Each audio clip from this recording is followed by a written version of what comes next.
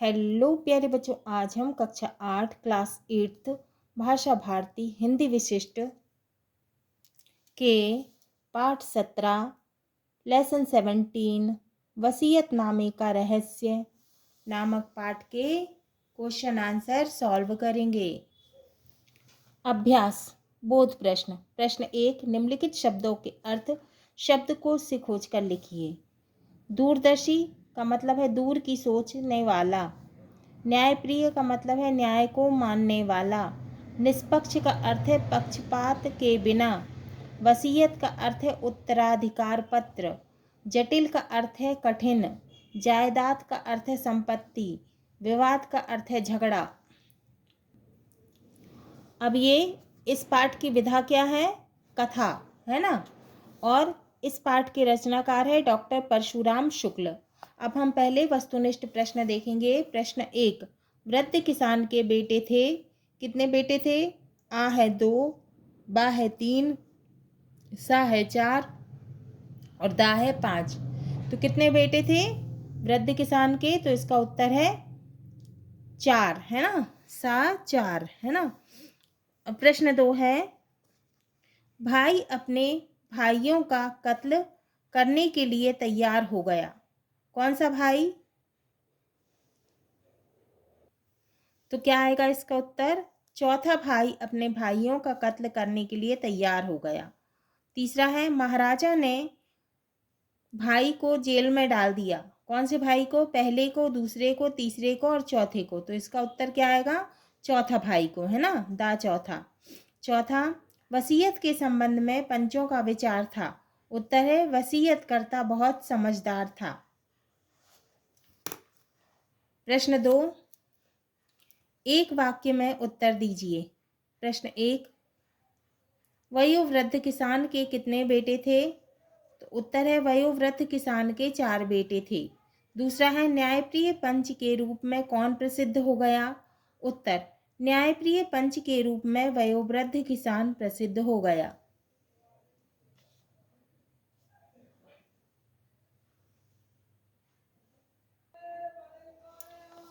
तीसरा, जायदाद के कितने हिस्से थे? उत्तर, जायदाद के 3 हिस्से थे। चौथा, बंटवारे का अंतिम निर्णय किसने किया? उत्तर, बंटवारे का अंतिम निर्णय राजा ने किया। पांचवा, गांव का वयोवृद्ध व्यक्ति किस कार्य के लिए प्रसिद्ध था? उत्तर, गांव का वयोवृद्ध व्यक्ति निष्पक्ष न्याय के लिए प्रसिद्ध था।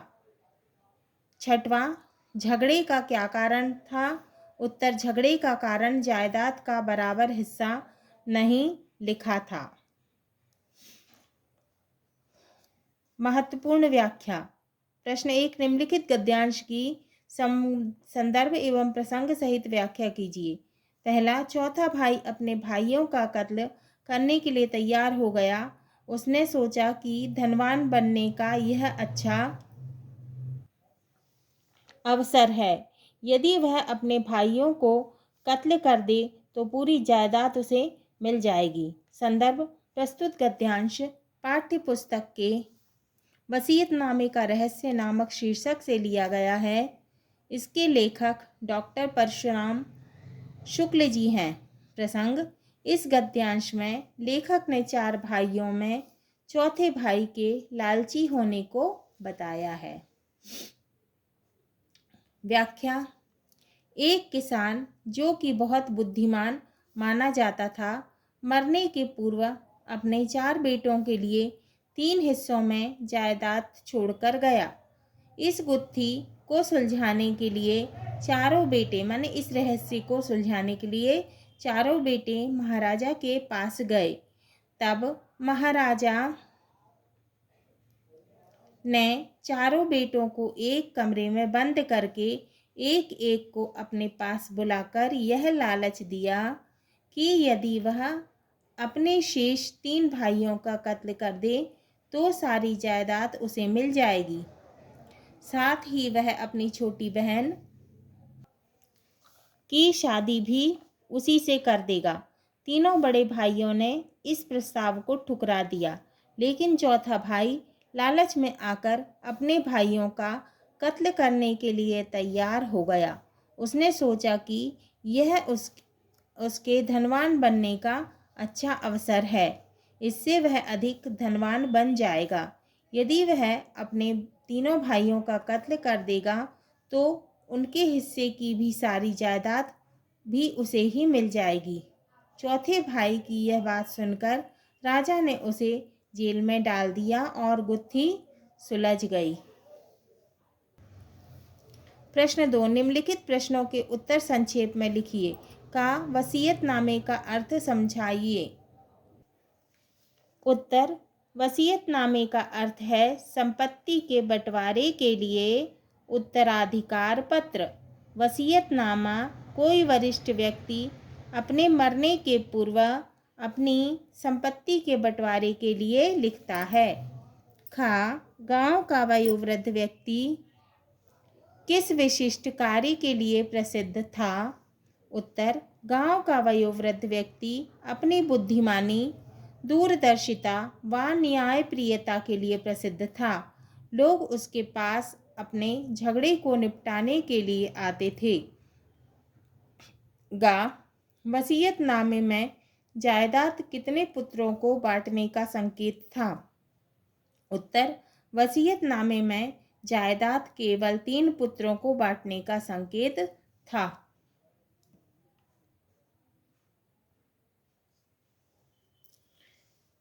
गांव का वयोवृद्ध व्यक्ति किस विशिष्ट कार्य के लिए प्रसिद्ध था।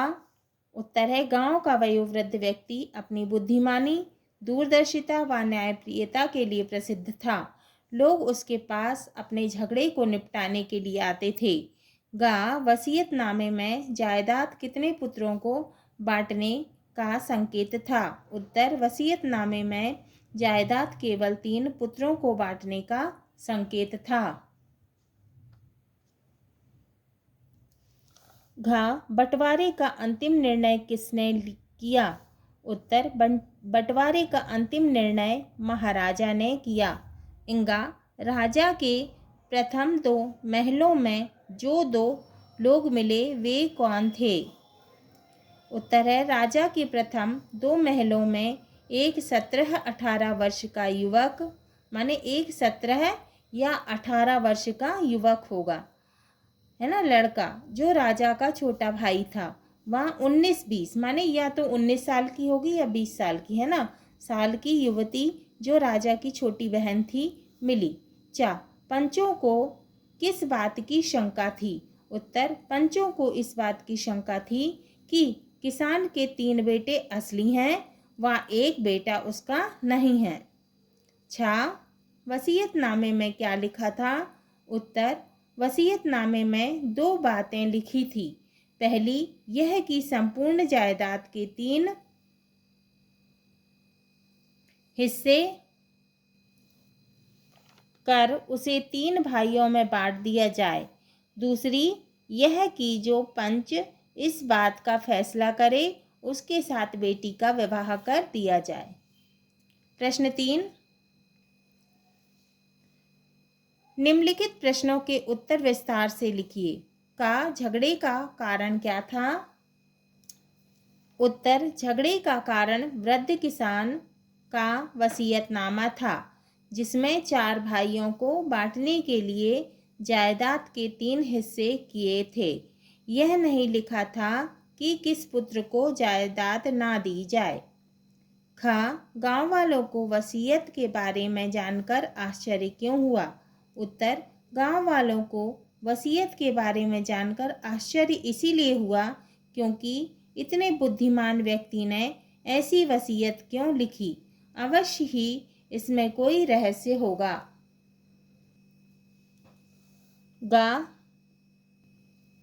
गांव के वृद्ध व्यक्ति ने राजा से कौन सी 2 बातें पूछी। उत्तर, गांव के वृद्ध व्यक्ति ने राजा से निम्नलिखित 2 बातें पूछी। पहली, जब हम पहले महल के पास से गुजर रहे थे तो एक युवक मिला था।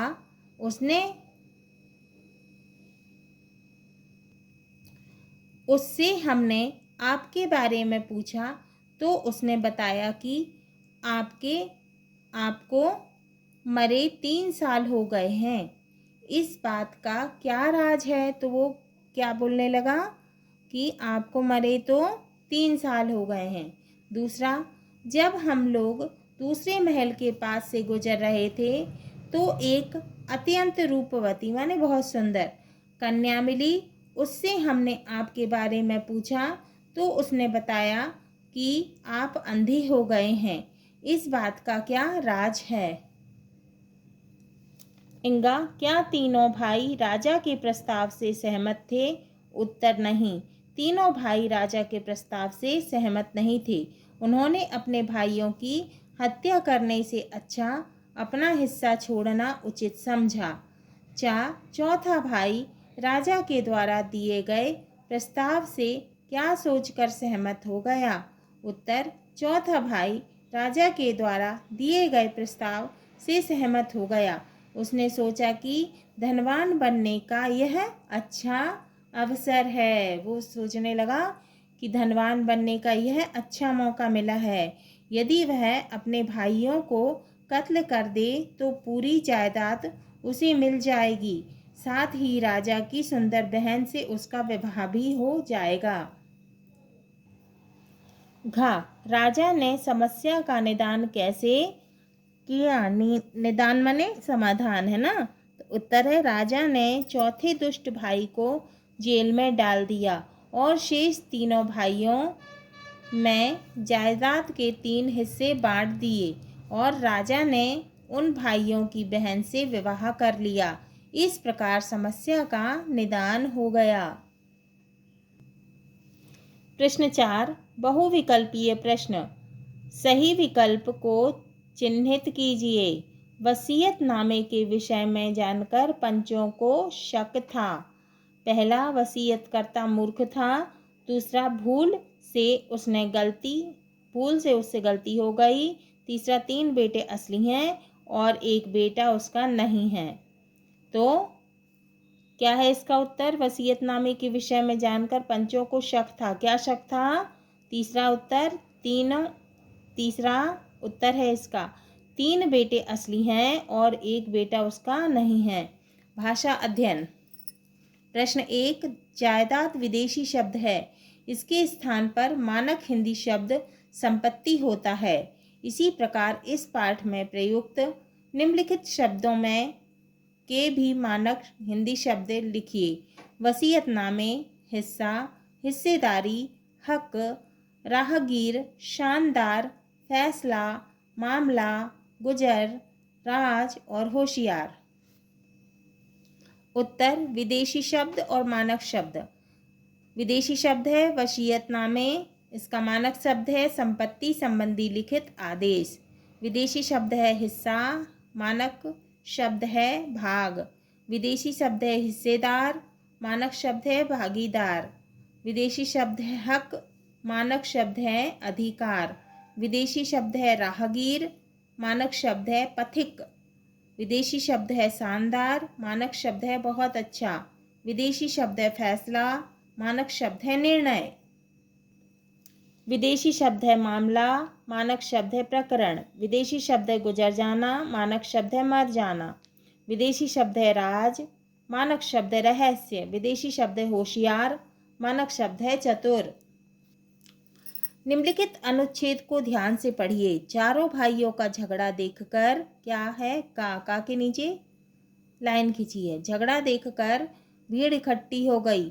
1-2 लोगों ने लाइन आगे बढ़कर झगड़े का लाइन कारण पूछा। चारों भाइयों ने पूरी बात बता दी। गांव वालों को बड़ा आश्चर्य हुआ। वे सोचने लगे कि इतने बुद्धिमान व्यक्ति ने ऐसी वसीयत क्यों लिखी? अवश्य ही इसमें कोई रहस्य होगा। इन्होंने इस विवाद को जटिल समझकर उन्हें पंचायत बैठाने की सलाह दी। चारों भाई पंचायत के लिए सहर्ष तैयार हो गए। अब समझिए, इस अनुच्छेद में रेखांकित शब्द का, ये नीचे लाइन खींची है, ये क्या है? रेखांकित शब्द है ना। का, ने के लिए संज्ञा या सर्वनाम शब्दों की क्रिया के साथ भूमिका निश्चित कर रहे हैं। जैसे भाइयों का, लोगों ने, पंचायत के लिए। ये शब्द कर्ता या क्रिया को जोड़ते हैं। ये शब्द क्या करते हैं? कर्ता और क्रिया को जोड़ते हैं, जिससे वाक्य का अर्थ स्पष्ट होता है। इनके बिना वाक्य पूर्ण नहीं होता। इनके बिना वाक्य पूरा नहीं होता, है ना। नियमीकरण। संज्ञा या सर्वनाम के जिस रूप से उसका संबंध क्रिया के साथ जाना जाता है उसको कारक कहते हैं। कारकों के चिन्ह परसर्ग या विभक्ति कहे जाते हैं। कारकों के जो चिन्ह होते हैं परसर्ग क्या कहलाए जाते हैं? विभक्ति कहे जाते हैं। जैसे खाने के लिए। कारकों के 8 भेद हैं। इनके परसर्ग विभक्ति निम्नानुसार हैं। कारक, कार्य, विभक्ति, परसर्ग। ऐसे याद करते हैं। कर्ता ने कर्म को करण से द्वारा, है ना, के साथ, संप्रदान के लिए, के निमित्त, है ना। फिर अपादान से, है ना, संबंध, का, की, के, रा, री, रे, ना, नी, ने, है ना। अधिकरण, मैं, पर, संबोधन, अरे, ओ, हे आदि, है ना। ऐसे बोलते अरे, फिर रुकते हैं, है ना। संबोधन, है ना। तो अब पहला है कर्ता, क्रिया को करने वाला। क्या है? क्रिया को करने वाला। विभक्ति ने। दूसरा कर्म, जिस पर क्रिया का प्रभाव फल पड़े, विभक्ति को। तीसरा करण, जिस साधन से क्रिया हो, से, द्वारा, के साथ। चौथा संप्रदान, जिसके लिए क्रिया की गई हो, के लिए, के निमित्त। पांचवा अपादान, जिसमें अलग करने का भाव हो, माने अलग करने का भाव हो, पृथक, पृथक कर देना, है ना, से। छठवा संबंध, क्रिया से संबंध बताने वाला, का, की, के, रा, री, रे, ना, नी, ने। सातवां अधिकरण, क्रिया करने का स्थान, आधार, मैं, पर। आठवां संबोधन, जिससे क्रिया को पुकारा जाए, कैसे? अरे, ओ, हे आदि, है ना। अब पहला है कर्ता कारक।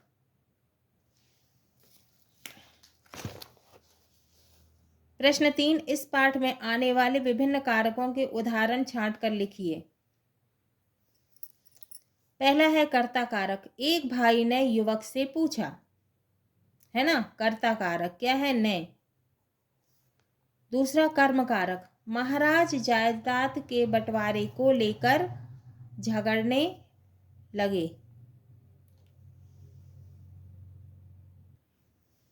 कर्म कारक, महाराज ये चारों भाई जायदाद के बंटवारे को लेकर झगड़ने लगे। क्या कर रहे हैं? क्या कर्म कर रहे हैं? झगड़ रहे हैं, है ना। तो महाराज ये चारों भाई जायदाद के बंटवारे को लेकर, है ना, झगड़ने लगे। कर्म कारक क्या है? को, है ना। तीसरा करण कारक, महाराज ने अपनी युवा बहन से विवाह का लालच भी दिया, है ना। तो करण क्या कारक क्या है? से। महाराज ने अपनी युवा बहन से विवाह का लालच भी दिया। करण कारक क्या है? से। चौथा है संप्रदान कारक। संप्रदान कारक के लिए, है ना। चारों भाई पंचायत के लिए सहर्ष तैयार हो गए, है ना, खुशी खुशी तैयार हो गए। पांचवा अपादान कारक, चारों भाइयों से तरह तरह के, है ना, चारों भाइयों से तरह तरह के प्रश्न पूछे। इसमें क्या है? अपादान कारक से। छठवा संबंध कारक, किसान के 4 बेटे व एक अत्यंत रूपवती कन्या थी। इसमें संबंध कारक के। आठवां संबोधन कारक, अरे यह तो बड़ी आसान बात है। प्रश्न 4, निम्नलिखित वाक्यों में से साधारण वाक्य, मिश्रित वाक्य और संयुक्त वाक्य अलग करके लिखिए। तो ये वाक्य दिए गए हैं, तो इनमें से हमको साधारण वाक्य, मिश्रित वाक्य और संयुक्त वाक्य जो है अलग करके लिखना है। इसका उत्तर देखेंगे। उत्तर पहला साधारण वाक्य, का एक गांव में एक किसान रहता था। इंगा एक दिन पंचायत लगी थी। दूसरा है मिश्रित वाक्य, गा यदि एक भाई अपना हिस्सा छोड़ देता तो न्याय हो जाता। घ वे सोचने लगे कि इतने बुद्धिमान व्यक्ति ने ऐसी वसीयत क्यों लिखी। तीसरा है संयुक्त वाक्य। ख जायदाद के 3 हिस्से थे और 4 हिस्सेदार थे। घ चा महाराजा हंसते हुए बोला और उठकर खड़ा हो गया। वाक्य दिए गए हैं। का एक गांव में एक किसान रहता था। ख जायदाद के 3 हिस्से थे और 4 हिस्सेदार थे। गा यदि एक भाई अपना हिस्सा छोड़ देता तो न्याय हो जाता। घा वे सोचने लगे कि इतने बुद्धिमान व्यक्ति ने ऐसी वसीयत क्यों लिखी। इंगा एक दिन पंचायत लगी थी। चा महाराजा हंसते हुए बोला और उठकर खड़ा हो गया। तो हमने साधारण वाक्य, मिश्रित वाक्य और संयुक्त वाक्य अलग अलग किए। साधारण वाक्य, मिश्रित वाक्य और संयुक्त वाक्य। प्रश्न 5 निम्नलिखित शब्द युग्म है या पुनरुक्त उनके सामने लिखिए। दूर दूर, तरह तरह, राम राम, 17 18, युवक युवती, 19 20, अपना अपना, 1 2। इसका उत्तर देखेंगे। पुनरुक्त शब्द दूर दूर, तरह तरह, राम राम, अपना अपना। शब्द युग्म 17 18, युवक युवती, 19 20, 1 2। प्रश्न 6 पाठ में दिए गए प्रसंग के अनुसार सही जोड़े, विशेषण विशेष्य बनाइए। वर्ग का, वर्ग खा, सही जोड़े। दूसरा मामला का, दूसरा खा मामला, अद्वितीय स्वर, शांत महल, पूरा, कन्या, रंगीन और सुंदरी और रूपवती सपने। तो सही जोड़े बनाएंगे। दूसरा महल, दूसरा महल, दूसरा महल, अद्वितीय सुंदरी, अद्वितीय सुंदरी, शांत मामला, शांत मामला, पूरा स्वर, पूरा स्वर, रंगीन सपने, रंगीन सपने, रूपवती कन्या, रूपवती कन्या। अब है प्रश्न 7 उदाहरण की तरह शब्दों के रूप परिवर्तित कीजिए। दुकान दुकानें, कपड़ा कपड़े, बहन भाई, युवक युवती, महल सपना, मामला और राहगीर। उत्तर है एक वचन बहुवचन। बहन बहनें, भाई भाइयों, युवक युवकों, युवती युवतियों, महल महलों, अपना सपना सपने, मामला मामले, राहगीर राहगीरों। बहन बहनें, भाई भाइयों, युवक युवकों, है ना। ये क्या है, एक वचन है। बहन बहुवचन बहनें, भाई एक वचन भाइयों बहुवचन, युवक एक वचन युवकों बहुवचन, युवती एक वचन युवतियाँ बहुवचन, महल एक वचन महलों बहुवचन, सपना एक वचन सपने बहुवचन अनेक से ज़्यादा, मामला एक वचन और मामले बहुवचन, राहगीर एक वचन राहगीरों बहुवचन। पढ़िए और समझिए। अनुतान, जब हम बोलते हैं तब हमारा लहजा बदलता है। शब्दों को हमेशा एक ही लहजे में ना बोलकर उतार चढ़ाव के साथ बोलते हैं। बोलने में आए इन उतार चढ़ावों के अंतर को सुर परिवर्तन क्या कहते हैं? सुर परिवर्तन कहते हैं। तो क्या कहते हैं? सुर परिवर्तन। जब हम बोलते हैं तो हमारा लहजा बदलता रहता है। शब्दों को हमेशा एक ही लहजे में ना बोलकर उतार चढ़ाव के साथ बोलते हैं। बोलने में आए इन उतार चढ़ावों के अंतर को सुर परिवर्तन कहते हैं। क्या कहते हैं? सुर परिवर्तन। हिंदी में सुर परिवर्तन या सुर का उतार चढ़ाव तो मिलता है, पर इसके कारण शब्दों का अर्थ नहीं बदलता। हिंदी में सुर परिवर्तन वाक्य के स्तर पर कार्य करता है, अर्थात वाक्य का अर्थ बदल देता है। जब सुर परिवर्तन से वाक्य का अर्थ बदल जाता है तब वह अनुतान कहलाता है। क्या कहलाता है? अनुतान। हाँ तो बच्चों, ये हमारा पाठ 17 वसीयतनामे का रहस्य के प्रश्नोत्तर पूर्ण हुए।